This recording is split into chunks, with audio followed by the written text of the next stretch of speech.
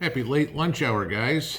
Well, outside doing some planting and came inside for lunch. A little late, at 12:30ish, and figured, okay, I'll check what's going on in the news.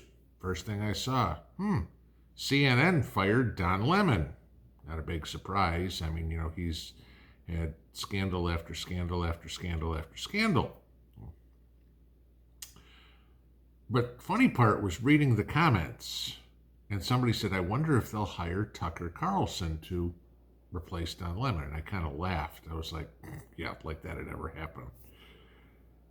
And so then I bounced over and found the story that Tucker Carlson resigned from Fox.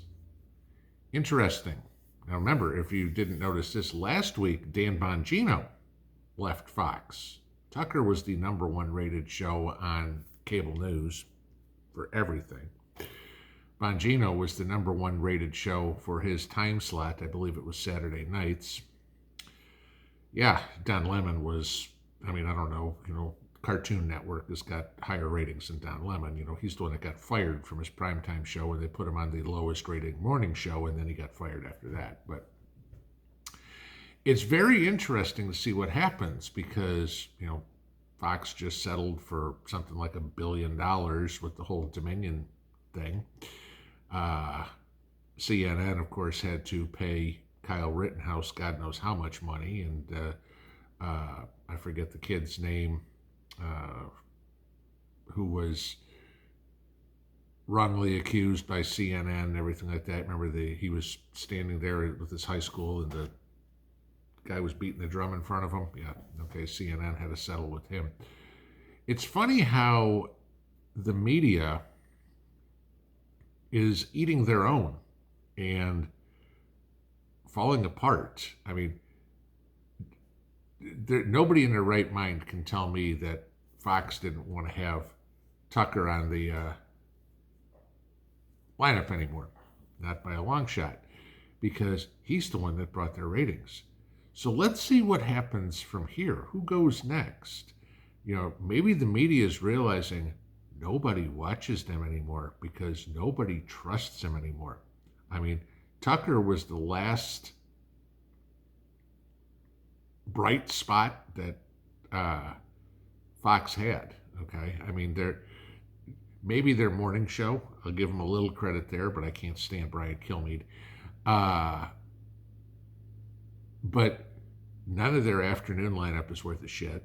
And their evening lineup, Sean Hannity has completely gone in the toilet. Laura Ingraham is about as boring to watch as they come. Tucker was the only bright spot they had, and they lost the one asset. It was funny because we all laughed at how Budweiser stock, lost $6 billion or something like that, market cap, with the whole Bud Light thing. Notice what happened to News Corp today, Fox? Yeah. It took a bludgeoning here immediately after it was announced that Tucker's gone. Just kind of interesting because it's going to get harder and harder and harder to find the truth in the media.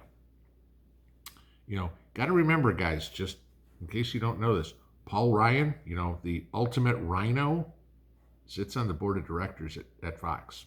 Okay, you know damn well why Tucker's out. I guarantee you that they were trying to handcuff him on what he could talk about, and he's like, "I'm not putting up with this crap anymore." That's got to be the reason, because the only honest journalism that came out of Fox was either out of Bongino or Tucker Carlson, and in a week they both left. Interesting, huh? Where does he wind up? My bet, he probably starts his own thing again. Maybe he runs for office. There was a lot of talk, a year or so ago, that Tucker should run for president. I don't necessarily see that happening. But who's next on the chopping block? Is Hannity gone? Is Jesse Waters gone? Who leaves? It's one of those things. It's a sinking ship. CNN is sunk. Okay, not that they had. Gee, you lost Don Lemon. Ooh, big surprise. That didn't affect their ratings whatsoever. But Fox is in trouble. And we have all the hoopla with DirecTV, canceling OANN for a while, Newsmax, that happened to them.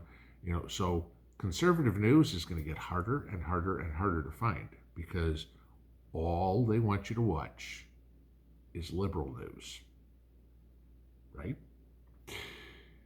We'll see where Tucker winds up, but it's going to be an interesting watch this summer. Enjoy your afternoon. Pinball out.